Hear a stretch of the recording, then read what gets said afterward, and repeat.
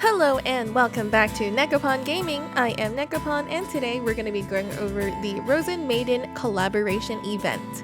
We're going to talk about if you should pull in the Gacha banners and all about the event itself. There's so many things to do, so let's get right to it.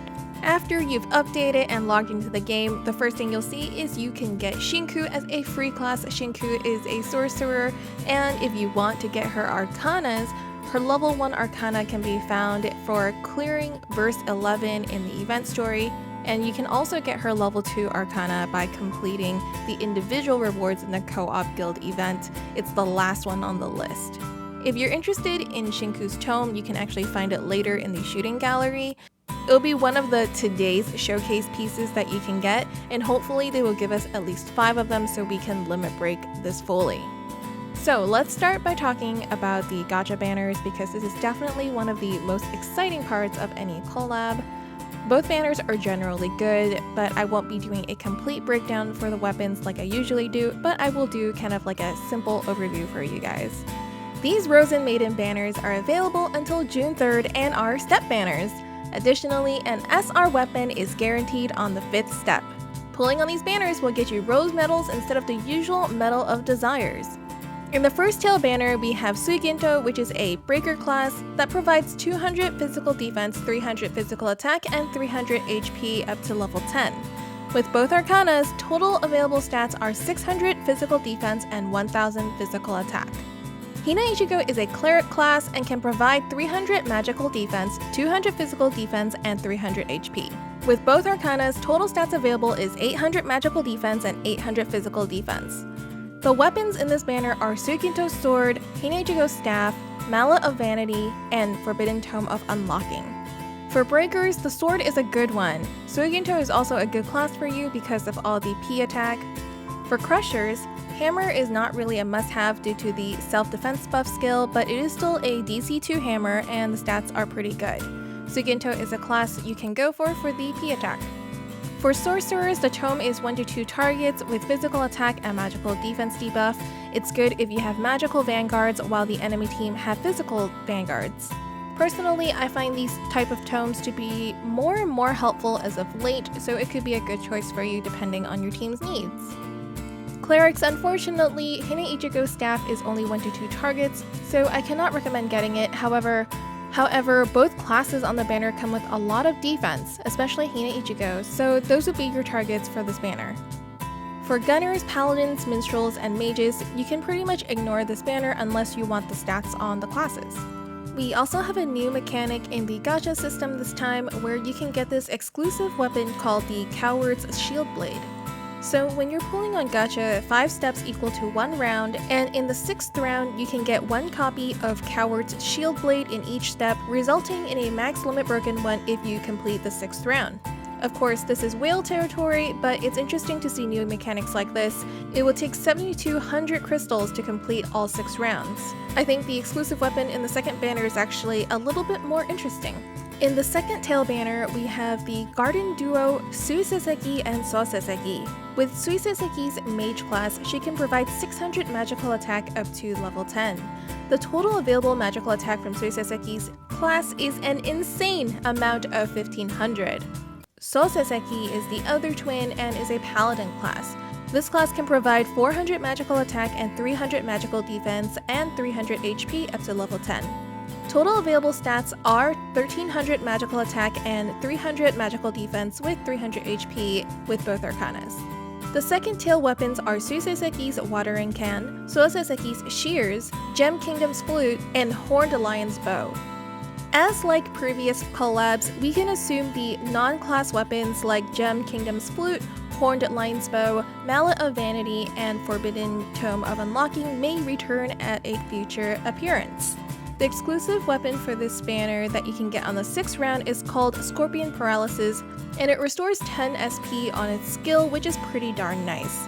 It's also a 19 cost weapon, so it's just a step better than the Gacha weapons, and it does have a lot of M attack as well. For this banner, gunners, you have a lot to look forward to. It is a good bow, and you're gonna want to get both of the classes for all the magic attack. The exclusive weapon is also good for you if you're able to afford it. For paladins, Souseseki's shears are good, it has very high magical attack. It's especially great if your team uses UFO or Raccoon because it is more effective with the summon skill, the bell sounds a wildfire. Of course, you'll want to pick up both classes for the crazy magical attack stats. For Minstrels, the instrument is a solid one if you have magical vanguards and face magical vanguards. Support Boon 2 is also an ideal support skill. The weapon also has very high magical attack. The classes are of course good as well for the stats if you're finding yourself buffing M attack a lot. For sorcerers, the main target for this one for you are classes. If you need to debuff magical attack a lot, then you should definitely go for these classes, because I know I will. The instrument is also good for those that have some mixed grids for certain situations because of the high stats and support boon too. For mages, the watering can skill is defense, so it's not really my favorite, but it does have very high magical attack and dauntless courage too, so it's a pretty good artifact. You'll want to grab both classes for the crazy magical attack also. For breakers, crushers, and clerics, there's pretty much nothing you need here, so you can feel free to ignore it unless you really want the stats. Remember to equip all the weapons you get from Gacha and in the event to get more shooting gallery tickets. You can get extra shooting gallery tickets with featured SR and S weapons as long as they're in your grid or subgrid when you engage with the event stories. Also, in each of these Gacha banners, there's a special reward in Round 5 and Round 7. Round 5 will let you get a special Gacha ticket, and Round 7 will let you choose one of the featured weapons to keep. With the special Gacha ticket, you can roll on one of the other Rozen Maiden banners that look very similar to the ones on top, except these have a ticket image on them. In here, you can spend the ticket to randomly get one of the class weapons. There's nothing else in these banners except for the class weapons, so you're guaranteed to get it. The paid class for this event is Kanaria. She is a minstrel. I'll be discussing everything in US dollars, so prices may be different in your local currency. Kanaria with her class and weapon comes with 306 Twilight Crystals and costs $24.99. Each Arcana comes with 502 Twilight Crystals and costs $40.99. It will cost a total of $106.97 to complete Kanaria's class. Her stats are 300 magical attack and 200 physical attack, along with 300 HP up to level 10. After purchasing both Arcanas, the total available stats for this class is 800 magical attack and 550 physical attack. Kanaria's violin is a pretty nice instrument that increases physical attack and physical defense of 1 to 2 allies and also has support boon too. Her weapon is definitely a fantastic one for minstrels if you can afford it. With all the Gacha classes and weapons out of the way, let's talk about the event. You can get to the event story through the story tab and then clicking on events. Click on the Rozen Maiden one, and in here you'll see a list of story stages where you'll have to clear one verse at a time to unlock the next one.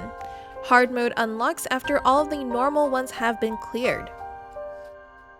Make sure to equip a Rozen Maiden class to increase your effectiveness in these story stages. Stage clears come with a variety of rewards. Notably, you can get event weapons and the special Suiginto armor with stage clears. You can limit break the weapons through getting more copies of them in the shooting gallery. You can also farm for more pieces of the armor in hard mode and in the shooting gallery. The Suiginto's armor set has a set bonus called Dull's Soul, where the set effect makes skills more effective on dull type enemies.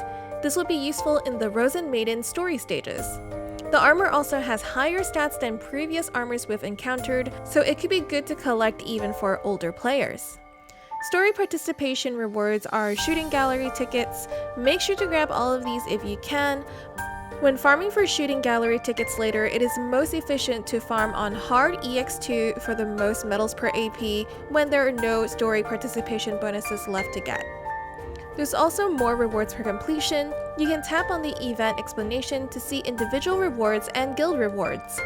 Some notable rewards in the individual rewards include skill orbs, Twilight Crystals, and Shinku's level 2 Arcana as the final prize. Guild rewards also have a ton of materials, Twilight Crystals, so let's motivate each other to finish these together. Next, let's talk about the shooting gallery, which is one of my favorite things about this event. You can access the shooting gallery with a number of ways, but I find the one through the story stage list is the easiest when farming. Just tap on the button next to the tickets. In the shooting gallery, you can use tickets to shoot once or 5 times for rewards. While I'm not sure what the actual strategy is for this, I shoot once to move them along the conveyor belt until all 5 items on the conveyor belt has pretty good value, and then I shoot 5 times for a chance to get all the items shown. Of course, the chances of getting all of them is actually pretty slim. I really love the shooting gallery because it never runs out of rewards, so it's an event where you can farm infinite skill orbs and weapons if you have the energy for it. Personally, I've saved up over 400 purification tickets for this event, so I hope I'll get lots of good upgrade materials for my weapons. You can earn shooting gallery tickets through playing the event story, of course, but you can also collect up to 5,000 tickets through login bonuses, and up to 40,500 in event missions, and up to 21,000 in daily event missions. Make sure to check the rewards list every day and get today's showpieces as they rotate out each day, and usually are really good stuff. But the important one this time is Shinku's tome, as it is exclusive to this event collaboration's shooting gallery. I'm hoping it will show up at least 5 times so we can fully limit break it.